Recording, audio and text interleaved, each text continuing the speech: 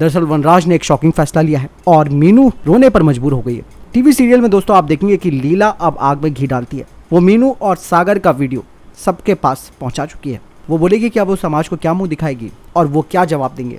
वनराज पहले कुछ सोचता है और फिर थोड़ी देर में वो फिर मीनू को लेने के लिए आशा भवन चला जाता है। बाकी तोशु भी उसके पीछे पीछे निकल जाएंगे।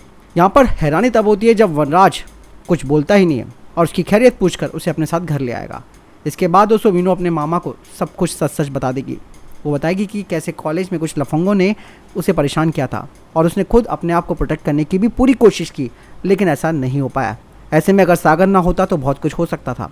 साथ ही मीनू बताती है कि सागर ने उसे कैसे बचाया और वो उस टाइम काफ़ी इमोशनल हो गई थी, इसलिए उसने सागर को गले लगा लिया। वनराज मीनू की बातें सुनता है लेकिन रिएक्शन नहीं देता है। फिर वो कुर्सी पर बैठता है और फिर मीनू की माँ को फ़ोन लगा देता है।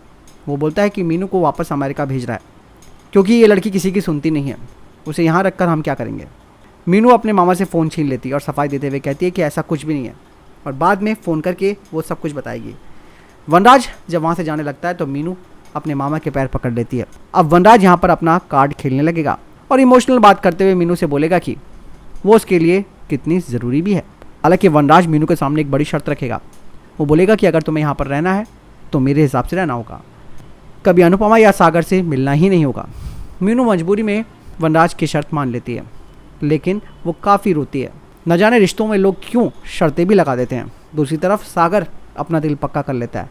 वो अब मीनू के सपने देख रहा है। हालांकि बाला काका अनुपमा को कहते हैं कि अनुज के ठीक होने के लिए यहाँ पर आध्या किसी भी हाल में होनी ज़रूरी है। इस पर अनुपमा अपनी तलाश को और ज़्यादा सोचती है। वहीं स्पॉइलर वीडियो में भी दिखाया गया है कि अनुपमा ये बात समझ चुकी है कि अनुज तभी ठीक हो सकता है जब आध्या यहाँ पर आएगी। इसीलिए वो देविका और यशदीप को पूरी तरीके से आध्या को ढूंढने पर लगा देगी। आने वाले एपिसोड में आप देखेंगे कि देविका भी पूरी टीम के साथ आध्या के बारे में कुछ शॉकिंग जानकारी तक भी निकलवा देगी। आशा भवन में आकर वो अनुज और अनुपमा को बताएगी कि आध्या जिंदा है। इसे सुनकर अनुज और अनुपमा का खुशी का ठिकाना नहीं रहेगा, लेकिन आगे वो जो बताते हैं उसे सुनकर दोनों के दोनों शॉक्ड हो जाएंगे।